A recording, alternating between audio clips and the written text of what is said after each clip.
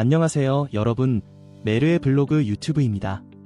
후티 반군이 참전을 선언해서 상황을 정리해봅니다. 2025년 말까지 예멘은 세계 집단이 내전을 벌이고 있었습니다.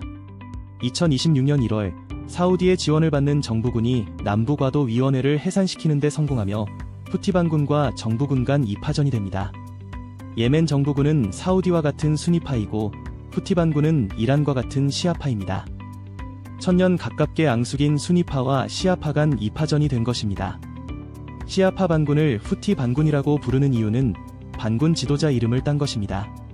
2004년 후세인 알후티가 정부군에 사살되자 동생인 압둘 말리크 알후티가 지도자를 이어받아서 후티 반군을 이끌고 있습니다. 이란은 예멘을 시아파 국가로 만들기 위해 후티 반군을 지원하고 사우디는 시아파 국가가 세워지는 것을 막으려고 정부군을 지원했습니다. 2015년 시아파 후티 반군은 수니파 예멘 정부군이 장악한 수도를 접수하고 예멘 정부를 황무지가 많은 남쪽으로 밀어냅니다. 후티 반군을 서방 국가들이 정식 정부로 인정을 하지 않고 있어서 반군이지만 수도를 점령한 예멘의 정부군이라는 말입니다. 후티 반군은 무장 측면에서는 정부군보다 약하지만 전투 의지가 강했습니다.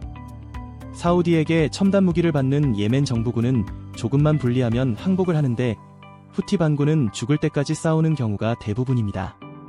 예멘의 후티 반군이 강한 이유는 자이드파라서 그런 것입니다. 시아파는 3개의 종파로 나눠지는데 이란이 속한 12이맘파가 전체 신도의 절반 이상을 차지하는 가장 큰 파벌입니다. 시아파의 최고 지도자를 이맘이라고 부르는데 이란은 역대 12명의 이맘을 골고루 신봉하는 12이맘파가 대부분입니다. 같은 시아파지만 예멘의 시아파들은 12명의 이맘 모두를 믿는 게 아니라 5번째 이맘을 따르고 있습니다. 자이드 이븐 알리가 5번째 이맘입니다. 예멘의 시아파를 5이맘파, 자이드파 등으로 부르는 이유입니다. 자이드파가 5번째 이맘을 믿는 이유는 그가 불의한 정권에 맞서 가장 용감하게 싸웠기 때문에 정당한 계승자로 보는 것입니다. 자이드파는 불의한 통치자에 대한 무장 봉기를 종교적 의무로 보고 있어서 승패를 떠나서 끝까지 싸우는 성향이 강했습니다. 시아파 중에서도 무장 봉기를 숭배하는 전투 집단이 예멘에 집중적으로 분포하고 있다는 말입니다. 신앙심이 강한 전투민족이 내전으로 전투 경험을 쌓았고 정부군을 수도에서 몰아내면서 정부군 무기고에서 대량의 무기를 획득했습니다. 핵심 전투원은 3만 명 정도지만 2023년 이후 10대 청소년까지 모집하면서 36만 명까지 전투 가능 인력이 늘어난 것으로 알려지고 있습니다. 기본적인 무장은 정부군의 무기고에서 확보를 했고 이란이 탄도탄 등을 지원하면서 무시하기 힘든 전투력을 보유한 상황입니다.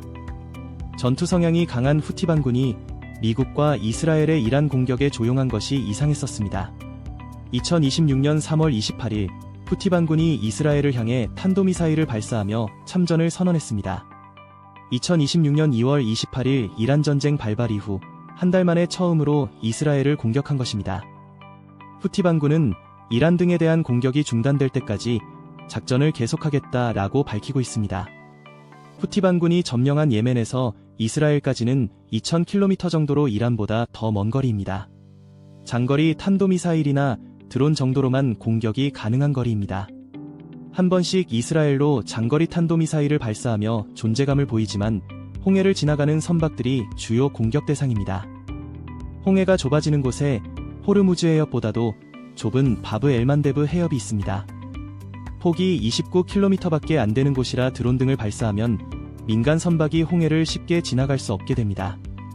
후티 반군이 점령하고 있는 홍해 입구인 바브 엘만데브 해협은 세계 해상 원유 물동량의 10%가 통과하는 핵심 경로입니다.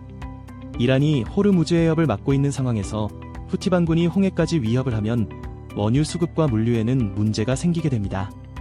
2021년 3월 수에즈 운하를 지나가던 대형 컨테이너선 에버기브노가 좌초하면서 운하를 일주일간 막은 적이 있었습니다.